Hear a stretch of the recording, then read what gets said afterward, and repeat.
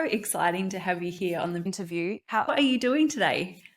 I am really good and really delighted to be here. And I didn't mention this before, but like literally, I have seen your work since the beginning of my career, so over 10 years. So it's a real honor and a privilege. Thank you. Oh, that's so cool. 10 years ago, everything looked very, very different. So it's great to, that you've been along that journey with me. And certainly, I've come across your work recently and it's so powerful and magical. So I am so excited to dive into about your new book, Infinite Receiving, but also to hear more about how you're coaching people and working with quantum energy. So we're going to have a really juicy conversation. But first, I'd love to hear a little bit more about what drew you to the work that you do, and yeah, what has inspired you to now be a coach to like so many people around the world. Yeah, it's funny because when you ask that question, my initial response was going to be everything has been quite accidental. Like there was no real specific intention when I came into this world to be a coach. I never thought that I was going to be an entrepreneur. I never thought I was going to have my own business. I wasn't the type of person who had a lemonade stand at the age of 5 and was selling stuff. That wasn't me. However, the benefit of being in business now for a decade and being on this personal development journey for 25 years is that I understand now more than ever that the seeds are always being sown. And really, the start of this journey in earnest started when I was 19, when my foster mother passed away. And it was a real wake up call. Who do I want to be? Like, what does it mean to be alive? What does it mean to have a really short life? How can I make the most of this? And so I started thinking in that way for myself. And then over time, and then especially when I got pregnant with my first son, that desire to really be able to answer those questions and live into those questions in a way that made me feel really proud at the end of my life became stronger and stronger and stronger.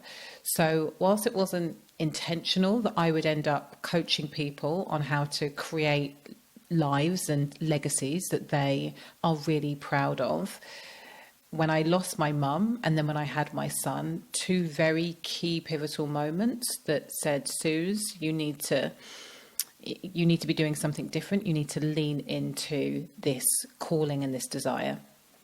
And I think so many of our community, I guess I don't want to say being faced with this because it's not that. It's an opportunity, but it can also feel like a test or a challenge because it can be confronting to really follow like your passion because it may not make sense to like the traditional world. Did you have to overcome any of that fear and doubt? I'm still do every single day. I have an event that's coming up this weekend, and one of the slides has the words problem crossed out and then opportunities and solutions. And when it comes to self-leadership, which is required in every area of your life, like it doesn't matter whether you're in business or not, if you want to create a life and a legacy that you are proud of, you have to be willing to lead yourself. And so where most people see problems, we have to see opportunities. We have to look at life through a different lens. And so I'm faced with problems every single day, multiple times a day. And the way that I preserve my energy, amplify my energy, and increase my impact is to be able to see how quickly I can switch from, oh my God, what's happening here to, oh, where is this an opportunity to learn? How can I, what can I learn? What's the feedback here? How do we get to shift this? How do I consciously get this to be working in my favor? Because I think that one of the things that is also true is that I believe that everything is happening for me. It's just that sometimes I forget that. So how quickly can I go back to that and then start consciously working with that belief? Yes, beautiful. And what would you say is like one of your favorite like tools or techniques to help you shift things and shift the energy? The breath, like Mm. it's our most powerful and potent tool, and it is our most underutilized and undervalued tool. And so whilst breathwork sessions are amazing, I've had breathwork sessions that have completely changed my life. And I share this tool in the book. I use something called the energy emotion tool. And that is when I'm feeling stressed or uptight and I'm feeling stuck. I will look to identify where that stuckness is living in the body. And so it's like, oh, am I feeling it in my chest? Am I feeling it in my gut? Am I feeling it in my back? Once I've found it, wherever it is in my body, I'll give it a color, I'll give it a shape, and then I'll give myself permission to feel the feeling in all of my body as I breathe in. And then as I exhale, I'll start to breathe that feeling, that emotion out with my exhalation. And I can do that when I'm walking around. I mean, it can be a whole session. I can sit down and be doing that for half an hour, depending on how big the issue is. But that tool has been absolutely revolutionary for me. And really, it's just the breath. It's my willingness to let go of the story. This must mean X, this must mean Y. Focus on the feeling and then use the breath to move the energy through my body. I love it. Yeah, I keep getting reminded about how sometimes the most profound and powerful things are actually the most simple.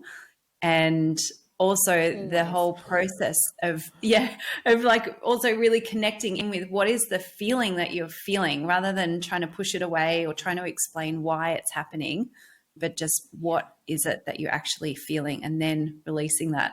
Actually, where did I see it? I think I was watching The Crown last night, and it was even in there where the Duke of Edinburgh was telling Prince William to just forget about all of the stories that he was making up about his father and just, Yeah. be present with the grief. I'm like, oh, this is so like amazing, for a Netflix show on the royal family. But Oh, yeah, 100%. very, I need to watch The Crown. yeah, totally. Yes. Yeah. Beautiful. And then, so you work with like the quantum energy field. Can you tell me a little bit about what does that mean for you and how does that show up in your work with your clients? I think this has changed actually over the last few years, but where I started was a mindset and messaging mentor. And for me, everything was about reframing how a person thinks. And, it was positive affirmations, it was journaling, it was always how do we shift the story of the conscious mind into something that is going to be serving us rather than suppressing us. And what I found in my business more obviously is that I got to a certain point and my journaling, my mind setting, my reframes, everything, nothing was working. I was like stuck at a certain level. And in my business, what that looked like is the mid multiple six figure level. And I couldn't cross into seven figures. And what needed to happen for me in my story was I needed to go beyond the mind. And so what I did is retrain in various different modalities. One somatic modality called quantum flow, which is it's a movement manifestation tool. So how we manifest through the body. And then another thing called quantum healing. And those two tools really opened my eyes to how we can work with ourselves to create the life that we want to live without going into the logical, rational mind. I needed to explore what was going on beyond the body, our sixth sense, if in a really simple way of putting it. And so those two tools opened the door for me, and I stopped. And this is the the energy and the feeling. For me, the energy and the body work very, very closely together. And so what I was able to then go on and do is, one, well, be aware that every single block, every single experience lives not only in the head, but in the body and in the energy field. And so I started using tools to help me create spaciousness in the body and in the energy field so I could receive more of what it is that I desired. And then I started teaching my clients how to do the same thing. And now we do that through the Infinite Receiving Coaching certification. It's really just, there's a lot that we can do with the mind. And traditional coaching, talking is so incredible. But when we get stuck, it's because there are deeper blocks within our subconscious and deeper blocks within our energy field. And so teaching people how to move through the body and teaching people how to move their energy is what we do. And again, it can sound like magic, but actually sometimes super simple tools like the breath, like dancing, like actual quantum flow sessions where we will take an intention and then connect with the energy of the blockage and help people to move the energy through their system. It sounds kind of more magical than what it is, but that's it in very simple terms. Yes. And are you integrating this in, is it more like personal development, or are you doing it with folks who have businesses and using it to help people really grow and expand within their own business? For me, there is no separation between the business and the personal work. So yes, I have people that come to me who purely want to work on their personal lives, but anybody who works with me in business is also working on their personal. So one of the things that I talk about in the book is the wealth trifecta. People come to me when they want to make massive shifts in their businesses and in their lives. And often the thinking is, I'm either working on my business or I'm working on my personal. And I'm like, actually, true wealth is achieved when we're working on our intrinsic wealth. So our connection with self, our connection with source, then our experiential wealth, like what is my experience of life? So we were saying that at the moment it feels very full in my life, but because I know how to manage my energy, I'm able to avoid overwhelm. There's no point in launching a book and building a membership and, doing all of this stuff in my business if I feel like a crappy mum, if my health is suffering, if I'm not able to, if I'm missing the joy. So that experiential wealth or our experience of life, super, super important. And then the third point on the triangle is our leverageable wealth.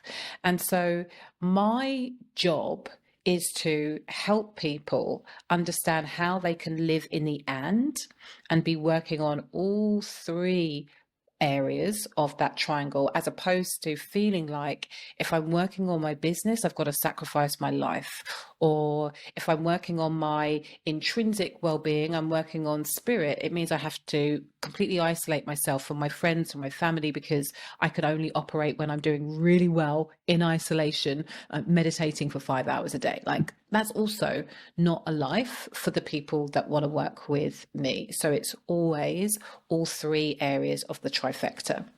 So does that mean that you think it might be possible to do everything, to be everything, and to have it all in a balanced state?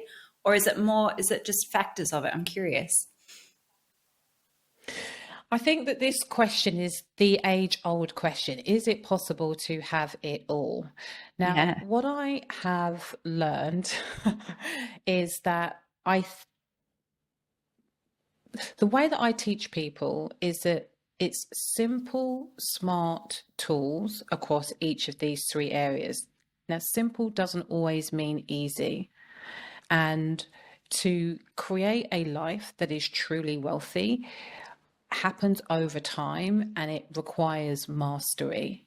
And many people don't want to become masters at life. It's true.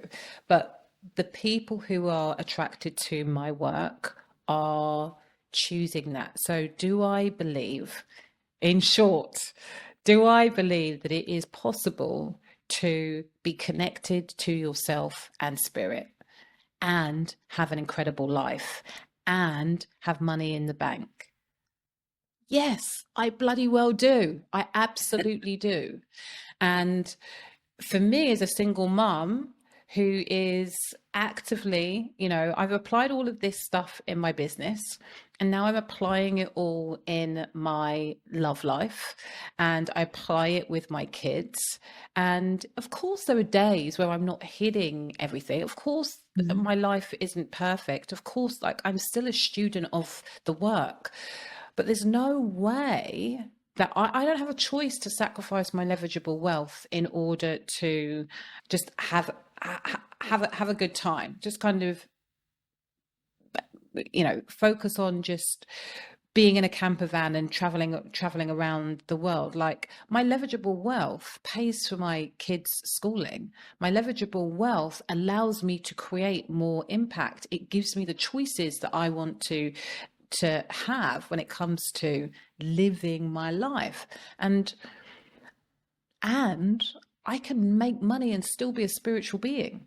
I can make money and still not sacrifice my connection to self. I can make money and still not sacrifice my connection to source. Why would you want to choose? Yes. And, this comes up a Take lot. things to live in the end. Yes. It comes up a lot, like particularly with our tarot reading community, the whole idea of, can you be spiritually gifted and wealthy? Can you charge for your spiritual gifts? I have a very strong opinion on that you absolutely must charge.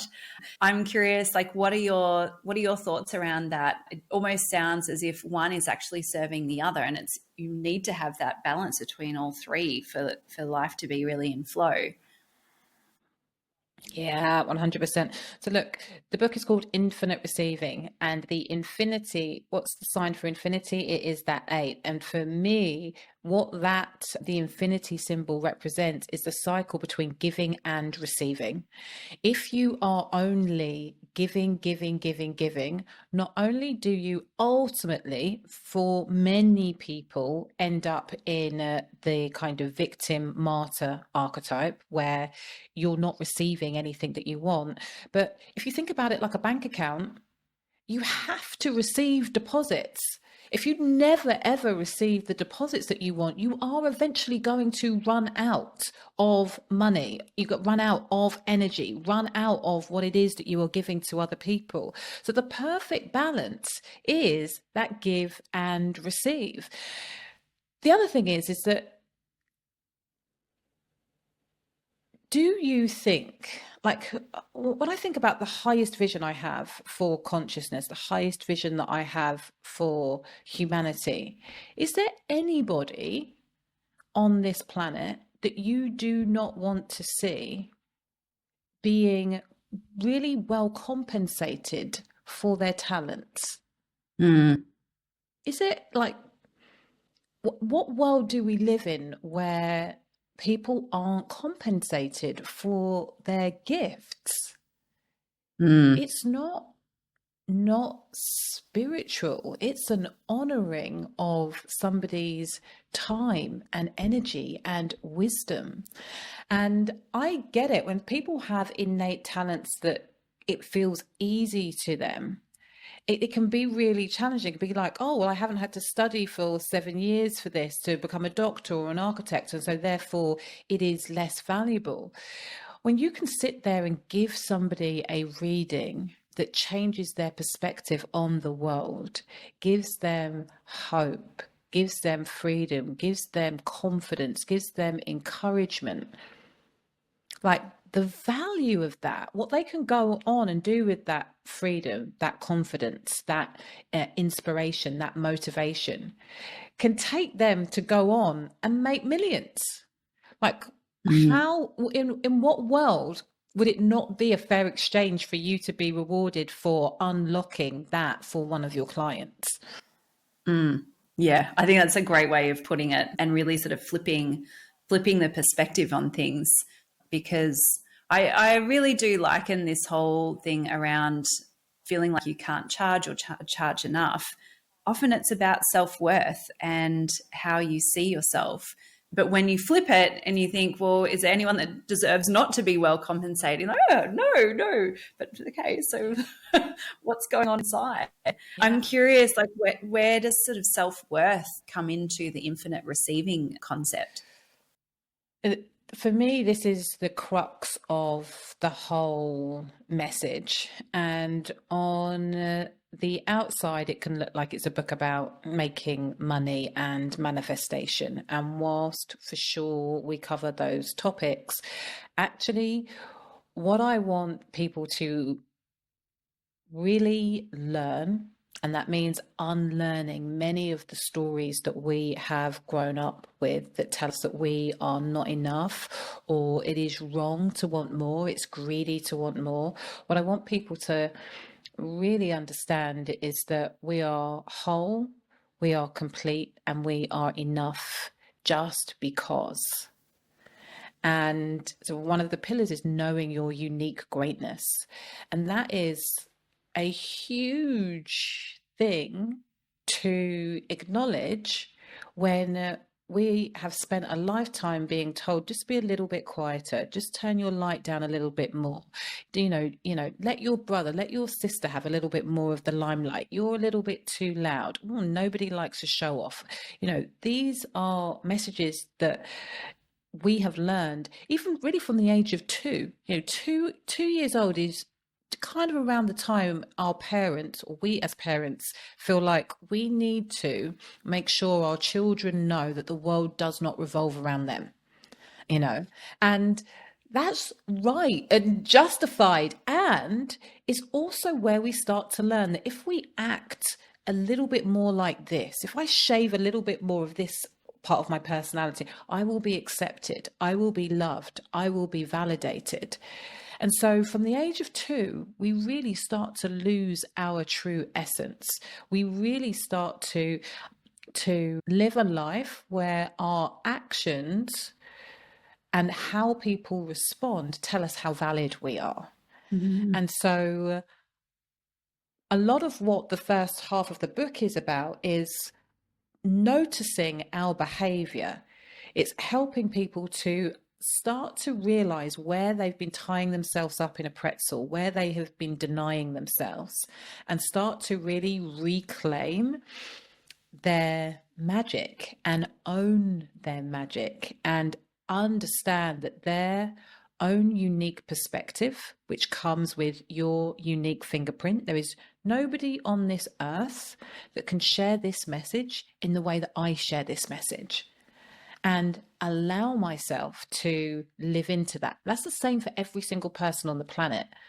And what is so exciting is that what I want people to understand is that when you start owning that for yourself, it changes the way that you show up. And for the people who are ready, and not everybody will be ready at the same time, but for the people who will be ready, one, they feel different around you. They're like, oh, hang on a minute. Yeah, there's something different about you. Like, have you cut your hair? Like, you look amazing. You look younger.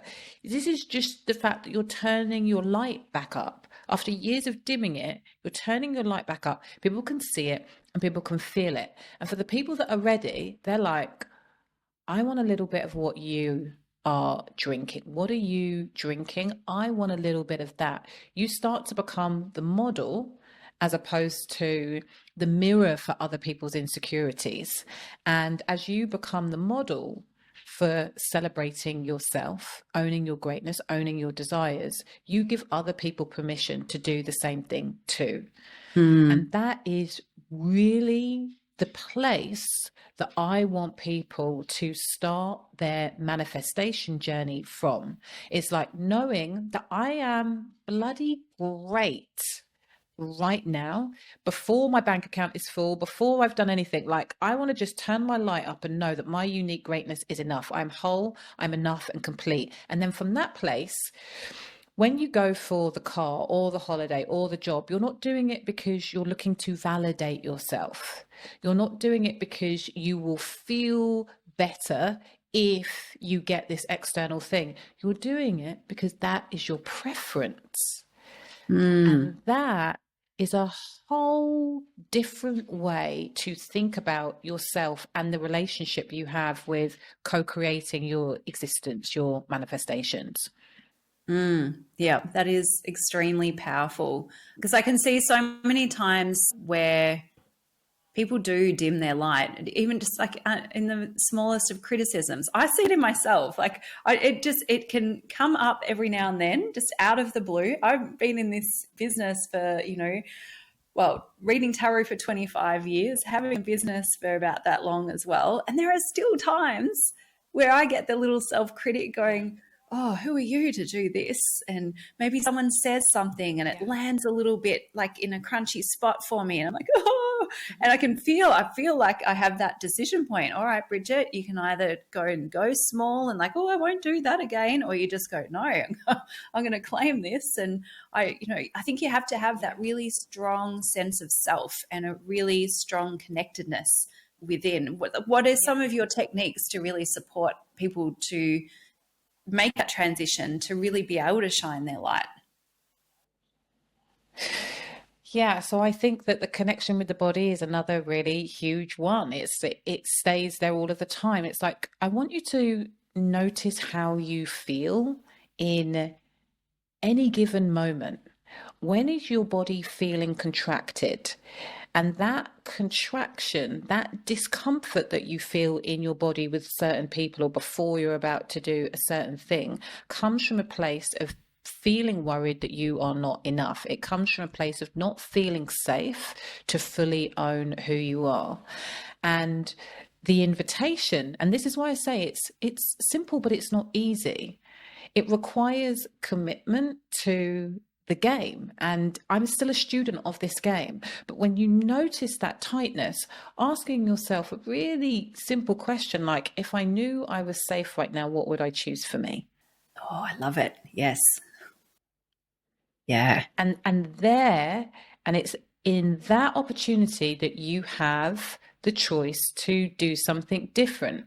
And where coaching comes in is when you consciously know this is the thing that I would do if I knew I was safe, but you're still not doing it. That's when you work with a coach to help you unlock the blocks consciously, subconsciously, in the physical, in your energetic space that stop you from making the move, even though you consciously know that you want to.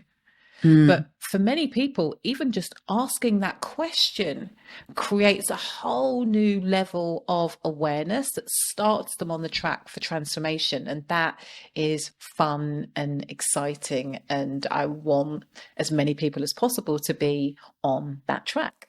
I love it. So you mentioned one of the pillars, which is really to know your greatness. What are the other three pillars? And if you could just speak briefly to each of those. Yeah. So I think the pillar that has probably had the most profound difference for me is the pillar for infinite love.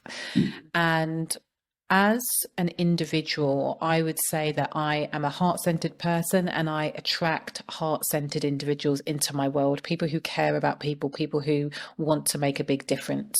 But what I realized, and probably in earnest about now coming on for 5 years, is that even though I was a heart-centered person, I wasn't living my life with an open heart. And the reason that I wasn't living my life with an open heart started way back before I was even, it was about 3 months. I was fostered from the age of 3 months old. My biological father had left the building. And what I realized now on reflection is that that was my first heartbreak. And what I learned with my father leaving the building is that it wasn't safe for my heart to be exposed. And so I created an incredible prison for my heart.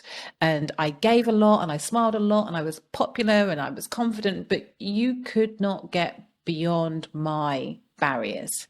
And that showed up in every single relationship that I had, including the relationship with my partner who I was with for 15 years, including the relationships that I had with my kids, and including the relationship that I had with my business. You know, most people who are not living their life with an open heart are coming from this place of defense. You're coming from this place of protection. And when you are looking to protect yourself and defend yourself, how can you go all in? How can you go all in on your business when you're looking to protect yourself from rejection? I don't want to ask for the sale because people are going to say no. I don't want to charge appropriately because people are going to say no. I don't really want to give myself to this business because what if it doesn't work? All of that is about protecting their heart from being broken. And so a lot of the work that has been done is removing the bars from this prison and allowing my heart to be exposed. And one of the things that I say to people is you have to be willing to have your heart smashed into 1,000 pieces. And what I mean by that is you've got to be vulnerable. You have to allow yourself to be seen. You have to be willing to fail. And it's only in the being willing to fail that you really give yourself the opportunity to really succeed beyond, frequently way beyond what your mind can comprehend. Why? Because you're going all in. And this applies to work, it applies to love, it applies to friendship, it applies to everything. So that pillar has, again, still a student of this work, noticing where am I holding back? Where am I protecting myself? Where am I defending myself? What would I do if I knew it was safe? What would I do if I was willing to go all in? Very powerful, potent questions you can be asking yourself on a daily basis. The third pillar is the infinite pillar of support. Where can I allow myself to be more supported? And I talk about this on a 3D level. So the people in your life and in your community, if you've got a business, in your business, and then also spiritually. And what is my connection with Source? I think that for a long time with this heart protection, these two go very closely together. I walked around feeling like I had the weight of the world on my shoulders. It was all on me. I couldn't ask anybody for help, or even if people did ask or offer help, I'm good, I'm fine, you know. And it's like, if you want to open yourself up to receiving infinitely across any area of your life, guess what? You've got to allow people to help you. Am I worthy enough? Am I deserving enough? How connected or attached am I to being the victim, to being the martyr? And how easy does it make it for you to not go after your dreams if you're so exhausted at the end of the day because you've given, and this comes back to the giving and receiving, if I've given everything, I have no time or energy left for my projects, for my business, for my marketing, for my love. Oh, how convenient. So the pillar of support, a really, really big one. And then the final pillar is the pillar of conscious co-creation. And that's the manifestation pillar. It's really understanding that we are born to create. It is innate. It is intrinsic in us to want more. And the example I use in the book is, just look at a baby. A baby will, first of all, if all being well, be laying on their back and notice other people, notice other children sitting up, and intrinsically they'll be like, I want to sit up, I want more. So they'll learn to sit up. And then once they've sat up and they're looking around, they'll be like, oh, that person's walking, I want to walk, I want more. Like, it is, we're built to just want the next thing. And it's really about us being able to, once we accept that, tuning into the energy of the universe. It is knowing that energy cannot be created nor destroyed. So all of the energy that ever was and all of the energy that ever will be is all here, which means every solution to every idea that you will ever have in your life is already here. And then it's just about you aligning to the solution. And the solution, it could be a car, it could be a holiday, it could be an actual solution, but the energy of that is already here. And so the process of that I talk through in the book. However, the thing that I really want to emphasize is that for me, when you nail the first three pillars, so greatness, love, and support, that the co-creation bit becomes so much easier, because you are more magnetic. You're in your power, you're in your potency. And so rather than feeling like you need to think your way into the manifestation or write down this thing, 1,000 times, what happens is that you are able to energetically align with the version of yourself that already has the things, which means that you then take action from this place of there's a deeper level of certainty. You start acting from the place where you already have the things, and this is how you collapse time. This is how your manifestations come in earlier, because you start making decisions from that future version of yourself. This is quantum energy, this is quantum thinking. You start making decisions from that future version of yourself today, and that's how you start to see more magic. And you give yourself permission to do that when you know your greatness, when you allow yourself to be acting from this place of love for yourself, for everybody that you're going to touch, and you allow yourself to be deeply and fully supported.